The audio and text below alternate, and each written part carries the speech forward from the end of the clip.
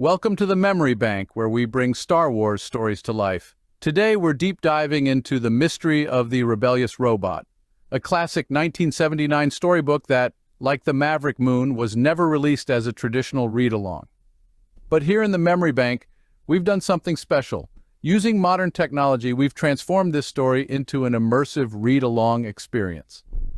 Join Luke Skywalker and C-3PO as they unravel the secrets of a mysterious, rebellious robot.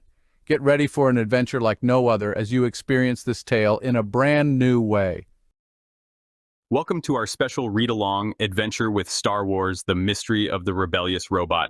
In this video, we'll bring this exciting story to life, guiding you through every page. Sit back, follow along with the story, and enjoy as we dive into this thrilling Star Wars tale. Whether you're a young explorer or a seasoned fan, there's something here for everyone. Let's embark on this journey together to explore the far reaches of the galaxy. May the Force be with you. In a distant galaxy, in another time, a pilot named Han Solo pointed his starship, the Millennium Falcon, toward the desert planet of Tatooine. Han and his co-pilot, a Wookiee named Chewbacca, were returning there with some much-needed supplies for their friend Luke Skywalker.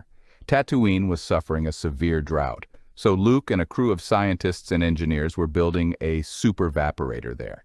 It would supply Tatooine, Luke's home planet, with the water it needed to survive. On board the Falcon, Chewbacca was playing planetary poker with a clever little robot named R2-D2. Suddenly, R2's computer monitor went dead. He stopped playing. Chewbacca didn't like being ignored, especially when he was winning a game.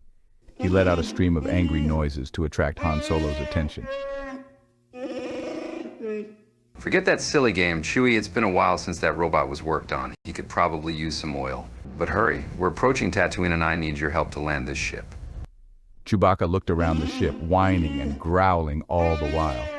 Finally, he found a can of oil they had picked up the last time they were on Tatooine. He carefully shot a few drops of oil onto all of R2's joints. With a burst of blinking lights and a stream of bleeps and beeps, R2-D2's monitor came back on. He rocked back and forth, seemingly out of control. As Chewie jumped back to get out of his way, the berserk robot spun around and raced to the master computer controls of the Millennium Falcon. Before Chewie or Han could stop the little robot, he plugged into the controls and turned the starship upside down.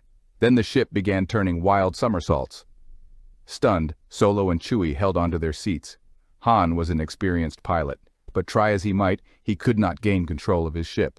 So he put in an urgent call for help to Luke Skywalker on Tatooine. Luke Skywalker watched his monitor closely as he tried to take ground-to-space control of the troubled ship. "I cannot understand it, sir," said C-3PO, the mild-mannered robot who had been R2's interpreter and companion for many years. R2 has never acted like this before. I don't understand it either, 3PO. I checked R2 myself before the Falcon left. But I can't do anything from down here. I'll have to go up there and help them down. Luke ordered his own plane to be brought to the hangar and quickly got ready to make an emergency rescue in space. Luke was the son of a Jedi Knight, one of the good and just warriors of the old days. Like the Jedi Knights, Luke had been trained to use a special power called the Force.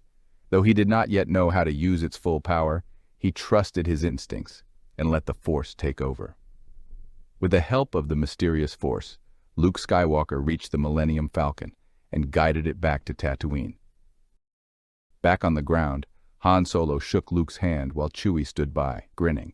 We couldn't have done it without you, kid. Said Han. For a minute there, I thought we were all goners. I was glad I could help you. Said Luke with a smile.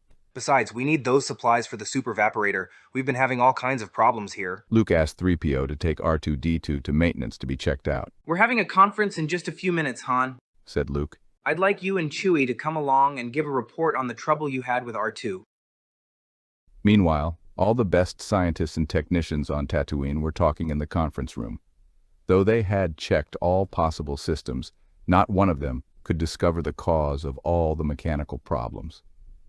In the past week, computers had been breaking down.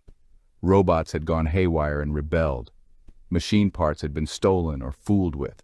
Worst of all, the crew working on the Vaporator project had found that several of the most important pieces had simply disappeared. Someone was obviously trying to wreck the project, but no one had been able to find out who. Everyone listened as Han Solo described what had happened to R2-D2 aboard the Millennium Falcon. Finally, Captain Agoreg, leader of the Vaporator Project, shook his head sadly. "We cannot find a cause for all these mechanical failures," He said. "I'm afraid that we will have to give up our plans to bring water and new life to Tatooine." But we can't just give up. Cried Princess Leia, a young member of the intergalactic government. The people of Tatooine need our help. Suddenly, in a flash of light and smoke, the conference room exploded. Luckily, no one was seriously injured, though they were all quite shaken up. Captain Igoreg immediately ordered everyone to stop work on the Vaporator Project. I'll be the first one out of here. Cried Han Solo. This place has gone crazy. 3PO seemed to be worse off than the others. He was rushed down to maintenance for repairs. R2-D2 was still there, shut down and waiting to be serviced. 3PO had decided to take a refreshing oil bath. He came out of the bath feeling even worse than he had right after the explosion. When he tried to speak to R2, no worse came out. Another R2 unit, a maintenance robot, quickly plugged his own computer into one of 3PO's checkpoint terminals. His lights started blinking on and off, and he bleeped and beeped excitedly. He had discovered 3PO's problem. The oil supply was badly contaminated. Then he checked R2 and found that his problem was oil contamination too. The maintenance robot quickly cleared the systems of R2 and 3PO. The three robots hurried to tell Captain Agoreg what they had found out. But as they passed through the next room, they surprised a small group of Jawas, the subhuman inhabitants of Tatooine. They were gibbering as they worked, and their eyes glowed under their cloaks. The robots rushed forward, startling the Jawas, who ran in every direction. In the scuffle, 3PO and the maintenance robot were knocked to the floor.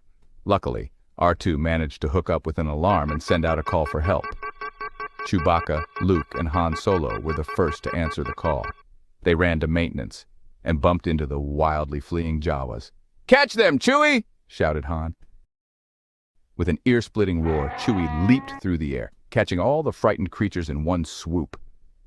Everyone knew that the Jawas made their living selling old machines and used robots as junk. But they had become greedy for bigger profits. They started stealing mechanical parts and selling them to the innocent farmers on Tatooine. Finally, the Jawas found that good machines could be turned into junk more quickly if they fooled with the parts and contaminated the oil the machines ran on. And that is just what they had been up to. Now, they would be punished, and the work on the Super Vaporator would continue as planned. Chewie gave a growl of pleasure when Princess Leia presented him with a reward of his bravery. Han Solo patted him proudly on the back. As for Luke, C-3PO, and R2-D2, they were just happy that the mystery was solved and all the trouble was over. The end. Thanks for joining us on this unique journey through the mystery of the Rebellious Robot. We hope you enjoyed this special read-along experience where a classic Star Wars story comes to life in a way it never has before. Be sure to explore more rare gems from the memory bank, and don't forget to like, comment, and subscribe to stay updated on all our one-of-a-kind Star Wars adventures. Until next time, may the Force be with you.